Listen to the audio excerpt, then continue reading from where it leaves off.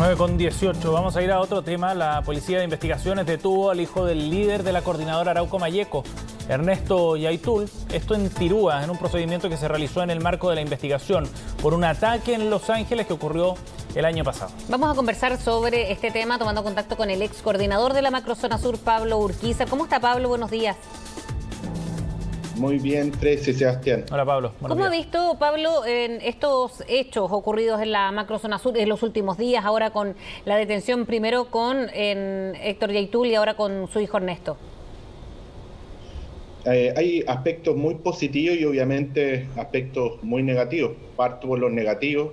Me parece que lo que está ocurriendo, ¿cierto?, en el cono sur de Arauco con la resistencia mapuche Lafkench y el ataque terrorista al molino Grolmus, pero que dejó 3 personas heridas y una persona que está en riesgo vital, evidentemente es extremadamente grave. Pero dicho eso, también hay otros aspectos positivos que muestran la acción del Estado, del Ministerio Público, de también la Policía de Investigaciones, en conjunto con las Fuerzas Armadas Carabineros de Chile y también del Poder Judicial, como fue la detención y posterior prisión preventiva de Héctor Yaitul. Y ayer, 4 personas detenidas, dentro de las cuales está el hijo de Héctor Yaitul, Ernesto Yaitul, en base a un atentado en la ciudad de Los Ángeles que se materializó el año 2021. A mí me tocó estar específicamente siguiendo y persiguiendo penalmente a propósito de la querella que se interpuso en ese minuto, en esa causa en particular, y lo de ayer fue muy positivo. ¿Y por qué es positivo? Porque para lo que entiendan las personas en la casa, ¿cierto?, ayer lo que se logra es desarticular una ORT. ¿Qué es lo que es una ORT? Es un organismo de resistencia territorial que es el brazo armado de la CAM. Y desde esa perspectiva, esos 4 personas formaban parte de esa ORT que permanentemente están ejerciendo temor y terror a las familias mapuche y no mapuche en la zona. Es una ORT que se llamaba ORT Pablo Marchán, y en ese sentido esperamos que hoy también el Poder Judicial decrete la prisión preventiva de estas personas. Sí, vamos por parte. Hay varios temas ahí, pero en particular respecto a la detención de Ernesto Yaitul, que coincide una semana después con la de Héctor Yaitul, ¿cómo cree usted que se dan estas dos detenciones como resultado de un proceso del Estado, como bien destacado usted, que ha generado un continuo? ¿Usted siente que se están dando mejores resultados en las investigaciones que se están llevando adelante por parte de la Fiscalía allá en la zona? ¿Ha cambiado algo en ese sentido? Es un trabajo que se viene haciendo desde hace rato. Sí. No es que de la noche a la mañana, ¿cierto?, se materializaron estas detenciones. Me tocó estar y seguir desde el punto de vista de la inteligencia las conversaciones con la Fiscalía, ¿cierto?, tanto de el Biobío como de la región de la Araucanía. Y estas dos causas, la primera es del año 2020 por Ley de Seguridad del Estado, ¿cierto?, y la segunda del 9 de septiembre del año 2021, dan cuenta de cómo se van relacionando distintos hechos y se va materializando para obtener un objetivo que es el objetivo que todos persiguen en la Macrozona Sur, que es que se logren desarticular estas orgánicas radicalizadas y terroristas, detener a sus integrantes y que cumplan su condena como en derecho corresponde. Y eso, por ejemplo, cuando escuchábamos las palabras de anoche en CNN Prime de Alfredo Moreno, el ex ministro, que estuvo también intentando liderar un plan, ¿no?, que iba más allá de la violencia en la zona, pero también se fue empañando por los mismos hechos que ocurrían. Él decía que no se intentó tomar nunca contacto con algunos personajes que en la Macrozona Sur en estos días, como el de mismo Néstor Yaitul ha sido, Héctor Yaitul digo, ha sido mencionado por algunas autoridades. ¿Cree usted que podría ser un acercamiento probable de alguna autoridad más allá, como lo ponen siempre en ejemplos de otros países, ¿no?, con otros grupos insurgentes? Sí, a mí me parece que hay una realidad. ¿Ya? La realidad es que el Estado tiene que ser coherente frente a las víctimas. Y la coherencia dice relación con quién es el enemigo común. Y el enemigo común es el terrorismo, el narcotráfico y el crimen organizado. Y por lo tanto el Estado no puede estar negociando, no puede estar dialogando con quienes efectivamente están afectando dos aspectos muy fundamentales del Estado. El primero son los derechos fundamentales. Vemos como una persona está en riesgo vital producto de utilizar la violencia como método de acción política. Y el segundo es la democracia, ¿cierto? No se puede utilizar a las personas como medios cuando son fines en sí mismos. Y desde esa perspectiva, el Estado tiene que ser coherente y tiene que haber una convicción en que esas personas tienen que cumplir, como cualquier chileno, cuando cometen delitos, sus condenas como el derecho corresponde. Es reprochable desde el inicio, desde su origen, cuando la ex ministra Janet Vega, a través de sus asesoras, trata de tomar contacto con Yaitul. Absolutamente. Recordemos que a esa fecha, el 11 de mayo, 3 elementos fundamentales. Yaitul había llamado a la resistencia armada.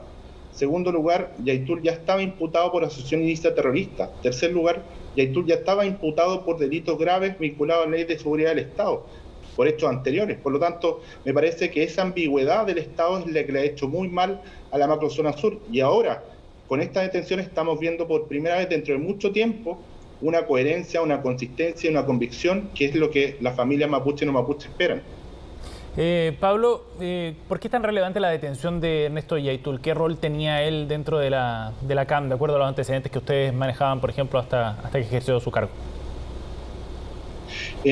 La coordinadora Arauco Mayeco tiene dos ámbitos. Tiene un ámbito que es político, de la estrategia político-militar, lo hice su libro del año 2022, recientemente señalado, y también un ámbito armado, ¿cierto?, que dice relación con el brazo operativo. Eso se llaman organismos de resistencia territorial, y hay 11 en la macrozona sur.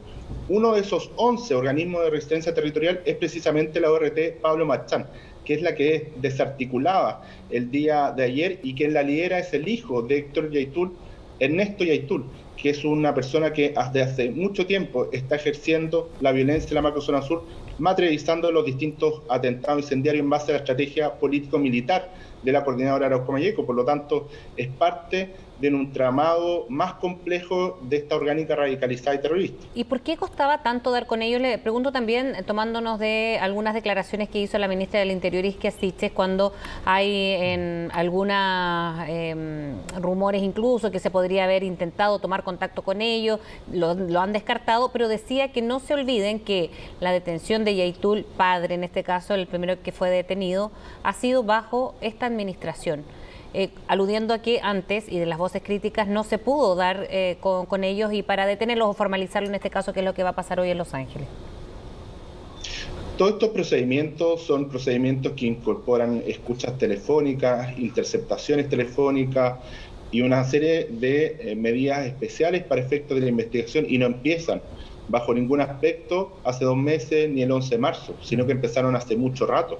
Lo que pasa es que la Fiscalía tiene que tener todos los antecedentes para poder acreditar con firmeza y con todas las pruebas cada uno de los hechos que está materializando e imputándole a cada uno de las personas que están hoy día detenidas. Y eso es un trabajo más complejo, pero no partió hace 2 meses, parte hace mucho tiempo. Recordemos que además es precisamente el mismo gobierno el que señalaba hace pocos meses que Yaitul, las declaraciones no eran delitos, sino que eran meras declaraciones y ellos no iban a perseguir, y fue la presión social al final del día que hizo que se terminaran creyendo, pero no es producto evidentemente de la acción del gobierno, sino más bien, por eso digo, del Estado, del Ministerio Público, de las policías y de un estado de excepción que permite a las policías enfocarse en los aspectos investigativos y conseguir estos resultados. Usted destacaba el rol que estaba jugando esta nueva organización allá en la zona. Hay varias más, ¿no?, las que están operando allá. ¿Cómo interpreta esa fragmentación también? ¿Ha perdido influencia la CAM? ¿Se está radicalizando la situación con otros grupos, Pablo? La CAM en el territorio mismo no tiene la influencia que se percibe a nivel nacional. En el territorio mismo hay 8 orgánicas radicalizadas y terroristas que son hijas de la coordinadora Arauco Mayeco, pero que son extremadamente violentas, como por ejemplo la resistencia mapuche Lafkenche, que vimos el día martes, el atentado en el Molino Grolmus, pero también está otras orgánicas como la Huaychana Ucamapu, donde tiene, por ejemplo, dentro de sus líderes una persona presa, que es Emilio Berkhoff, que está preso por tráfico de drogas de 823 kilos de pasta base. Por lo tanto, estamos hablando de orgánicas que están vinculadas con el narcotráfico, con el crimen organizado, con las mafias del robo de madera, y por lo tanto es otro nivel también de violencia, en donde las iglesias, por ejemplo, son atacadas, las escuelas son atacadas, y en ese sentido, quien tiene el control del territorio son otras orgánicas y no precisamente la CAM. ¿Va a ser necesario seguir extendiendo este estado de excepción, cree usted, en la zona, más allá de tomar medidas quizás muchísimo más estable o permanentes en la zona, Pablo? Absolutamente. El estado de excepción incorpora una cantidad de personal militar que no tiene las policías y desde esa perspectiva es una mayor presencia del Estado.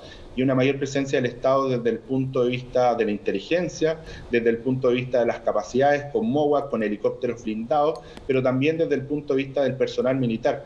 Y eso es lo que se necesita precisamente en la macrozona sur. No menos Estado, sino más Estado, y pasar de una estrategia ya no solo preventiva, sino que una estrategia persecutoria. Es decir, como lo vimos ayer, desarticulando directamente a las orgánicas que están provocando tanto temor y terror a las familias mapuche y no mapuche en la macrozona sur. Pablo, muchísimas gracias por conversar con nosotros esta mañana, muy amable. Gracias, Frecia, gracias Pablo. que estén bien.